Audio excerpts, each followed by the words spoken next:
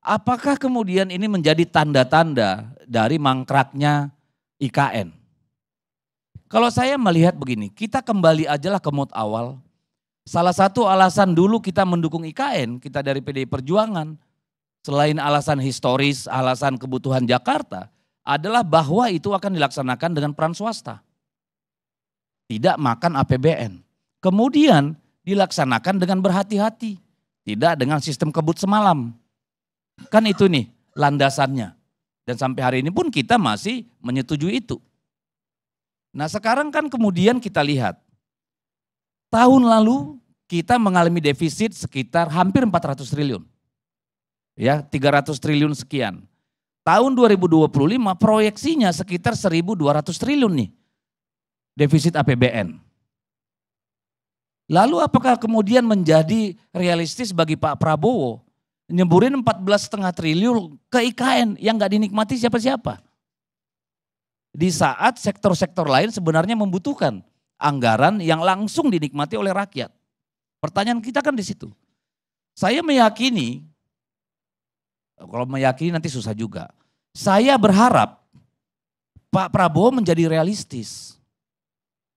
Janganlah ceburkan uang gila-gilaan di sana pada saat ruang fiskal kita memang sangat terbatas. Tidak ada keharusan bahwa tahun ini semua ASN pindah ke sana. Dulu yang namanya Putrajaya itu setelah 4 tahun, hampir 5 tahun itu baru 300 orang pegawai yang pindah ke sana. Tahun kelimanya tambah 3.000. Apa keharusan kita mengejar target Pak Jokowi? Kan tidak ada. Situasi apa namanya istilahnya, fakta brutalnya anggaran kita defisit loh. Sampai harus dipotong sana sini. Yang dampaknya itu pada ekonomi real. Pemangkasan biaya perjalanan itu dampaknya juga serius loh. Semua sarana transportasi darat, laut, udara itu pasti terdampak. Rental mobil, hotel, akomodasi, warung itu dampaknya luar biasa.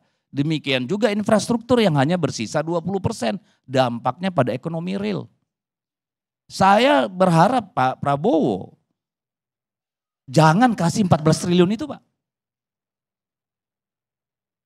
Jangan kasih 14,5 triliun itu untuk tahun 2025. Supaya apa? Bukan supaya mangkrak. Karena tidak ada target kita 3 tahun nih barang jadi. Gak pernah itu menjadi konsensus nasional. Itu mimpinya seorang Joko Widodo. Realitanya tidak mungkin dipaksakan. Lalu diapakan ini IKN? Kalau saran saya, di sana kantor Wapres. Jangan bayangkan Menko-Menko di sana, Wapres berkantor di IKN. Kalau ditanya sekarang di mana ibu kota negara, nggak jelas.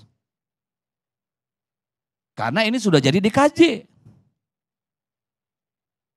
Tapi katanya kan nunggu Perpres ya untuk menunjuk ibu kota negara. Jadi kita antara ibu kota negara dengan ibu kota Jakarta ini ngawur nih, nggak jelas. Jadi itu Bang Karni kalau menurut saya ya, janganlah kita menjadi tawanan dari hasrat ambisi orang per orang.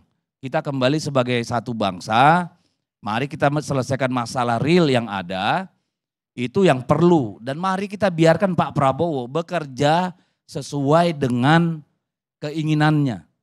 Karena nanti dia akan kita nilai pada tahun 2029. Layak enggak? Bagian mana yang kita mau nilai dari dia? Makanan bergizi gratis atau melanjutkan IKN? IKN itu selamanya kan legasinya Jokowi.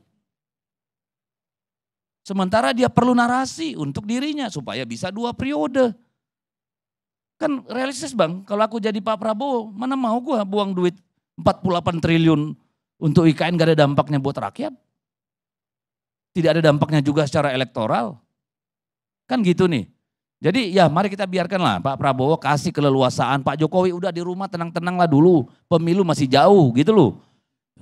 Ya jangan bikin orang panik terus. Kasihan Pak Prabowo. Makasih Bang.